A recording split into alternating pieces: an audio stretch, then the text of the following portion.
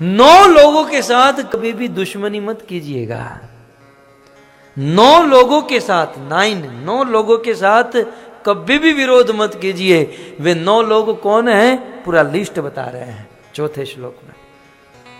सबसे पहले कहते हैं शस्त्री। यदि किसी के हाथ में शस्त्र हो और हमारे हाथ में शस्त्र न हो तो ऐसे शस्त्री के साथ कभी भी विरोध ना करें, क्योंकि वो तो तुरंत घोड़ा दबा देगा। वो शस्त्री कहे कि तुम गधे हो, हाँ भाई गधे हो, क्योंकि गधे को भी बाप बनाना पड़ता है? तो शस्त्री से, चाणक्य पंडित ने नीति शास्त्र में भी लिखा है, शस्त्री प्रमेदी नृपति शठो वैदो धनी कवि बंदी गुणित अति ख्यातम वर्भिन विरुद्धत्यताम। इन लोगों से विरोध नहीं करना चाहिए। आप सब लोग इसे याद रख लीजिएगा। मैंने माता जी को इसलिए आगे बुलाया क्योंकि लास्ट में उनका नाम आ रहा है। तो सबसे पहले शस्त्री, जो जिसके हाथों में शस्त्र हैं उनसे विरोध ना करें, कभी भी चला देगा। दूसरा, मर्मी। कुछ लोग होते हैं जो हमारे साथ बहुत साल बिताते हैं, बहुत समय बिताते हैं मित्रता में हैं। और मित्रता में क्या होता है, हम हमारा जो मर्म होता है, हम हमारी जो सीक्रेट होते हैं वो सब कुछ बता देते हैं।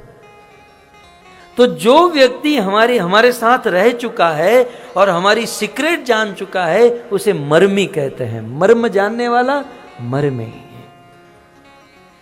तो जो हमारा मर्म जानता है, जो हमारा पास्ट जानता है, जो हमारे साथ निकट अंतरंग पार्षद है, उनसे कभी भी विरोध नहीं करना चाहिए, नीति कहती है।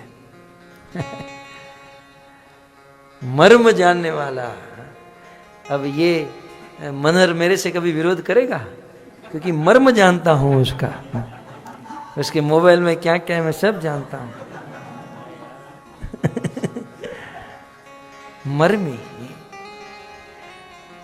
तो मर्मी से कभी विरोध नहीं करना चाहिए क्योंकि मर्मी अपना मर्म। जैसे विभीषण के साथ रावण ने दुश्मनी मोड़ ली और विभीषण ने राम को जाकर बता दिया कि रावण को मारने का एक ही प्लान है, उसके नाभि में अमृत कलश है, उसे सुखाओ तब मरेगा। मर्मी। यदि इस मर्मी को रावण ने नहीं छोड़ा होता तो राम जानते ही नहीं थे रावण को कैसे मारना है। मर्मी। भक्तों, इतिहास में बड़े बड़े राजा बड़े बड़े युद्ध को जीत कर आते थे, पूरी दुनिया के बादशाह होते थे, लेकिन इतिहास के बड़े बड़े राजाओं को गिराया है किसी ने तो उन्हीं के लोगों ने। मर्म जानने वाले मर्मियों से ही राजा मात खाए हैं। इसलिए राजा हो, नेता हो, लीडर हो तो मर्मियों से सावधान रहो, ये नीति कहती है। और कितनी भी कीमत चुकाकर मर्मी को कभी मत छोड़ो। मर्मी से दुश्मनी जीवन का पतन करा देगी। तो पहला है ये मारीच है? कितना ज्ञानी है मारीच है। मारीच ने रावण के साथ संवाद करते हुए सोच लिया कि 9 लोगों से शत्रुता नहीं करनी चाहिए। पहला है शस्त्री, ओके, दूसरा है मर्मी, अब तीसरा है शस्त्री मर्मी प्रभु सठ। तीसरा है प्रभु। प्रभु माने स्वामी, प्रभु माने लीडर, राजा, प्रेसिडेंट। प्रभु, प्रभु से कभी मतलब राजा से, लीडर से कभी दुश्मनी नहीं करनी चाहिए क्योंकि वो तो सीधा आदेश दे देंगे। मैंने देखा है कभी कभी छोटे छोटे लोग सत्य के मार्ग पर होते हैं, शुद्ध होते हैं, सब कुछ ठीक होता है, लेकिन राजा से दुश्मनी मोड़ लेते हैं, कभी सुखी नहीं हो पाते हैं। तो नीति कहती है कि प्रभु से, प्रभु माने समर्थ, अर्थात राजा से, समर्थ व्यक्ति से कभी दुश्मनी नहीं करनी चाहिए। वो जीवित नहीं छोड़ेंगे। कितने हुए? 3। चौथा है शर्ट। ये मुझे चौथा पॉइंट तो बहुत अनुभव हो चुका है। जो शर्ट है, जो मूर्ख है, उनसे कभी दुश्मनी नहीं करनी चाहिए। हमारे गुरुदेव कहते हैं कि बुद्धिमान से दुश्मनी अच्छी है, मूर्खों से दोस्ती करो उससे अच्छा है किसी बुद्धिमान से दुश्मनी कर लो। ये मूर्ख लोग आज नहीं तो कल तुमको लेकर डूबेंगे। तो शर्ट से कभी भी वैर नहीं करना चाहिए, न वैर न दोस्ती। शर्ट से कभी भी कोई नाता नहीं रखना चाहिए, क्योंकि जो शर्ट होते हैं वो अपनी हानि या लाभ स्वयं ही नहीं जानते हैं। वो यही नहीं समझ पाते कि इसमें मुझे हानि है या लाभ है, लॉस है या प्रॉफिट है। तो शर्ट 4। 5वां है धनी। धनी के साथ कभी पंगा नहीं लेना चाहिए। यदि चैन से जीना चाहते हो, शांति से भजन करना चाहते हो, तो धनी से कभी भी दुश्मनी नहीं मोड़नी चाहिए, क्योंकि धनी धन देकर खरीद लेगा, कानून को खरीद लेगा, सबको खरीद लेगा। तो धनी से दुश्मनी ना करें।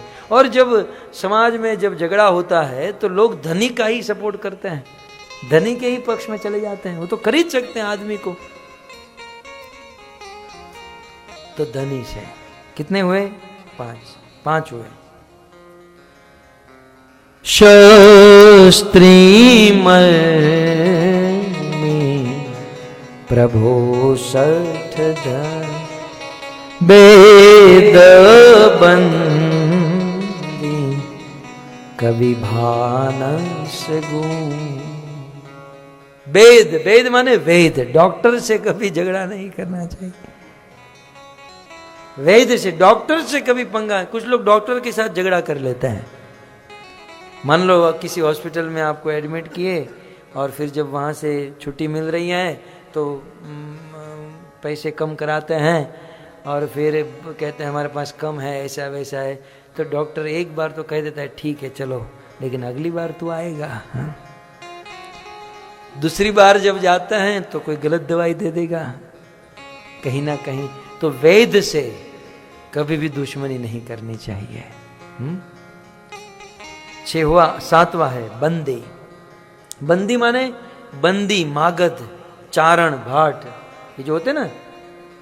अब आप कहोगे आजकल बंदीगण कहाँ मिलते हैं? आजकल तो बंदीगण बहुत लोग हो चुके हैं। न्यूज़पेपर की जरूरत कहाँ है? यहाँ पर कुछ बात हुई सीधे पूरे पुकेट में पता चल जाएगी। इसे बंदी कहते हैं। बंदी, सूत, मागध, बंदीगण जो होते ना, कि यहाँ की बात वहाँ, वहाँ की बात वहाँ, और उसमें भी अपना मिर्च मसाला थोड़ा सा डालकर सजा धजा कर हैं सब जगह पर।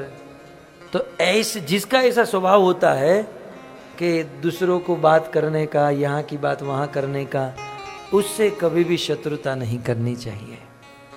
ठीक है? 7। 8वां है कवि।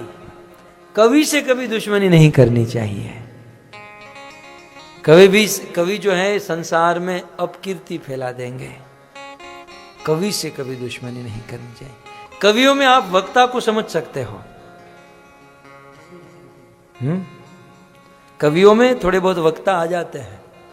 किसी वक्ता से दुश्मनी कर ली तो माइक तो उसके पास ही है, वो तो जहां जाएगा वहां बोलता रहेगा, है ना।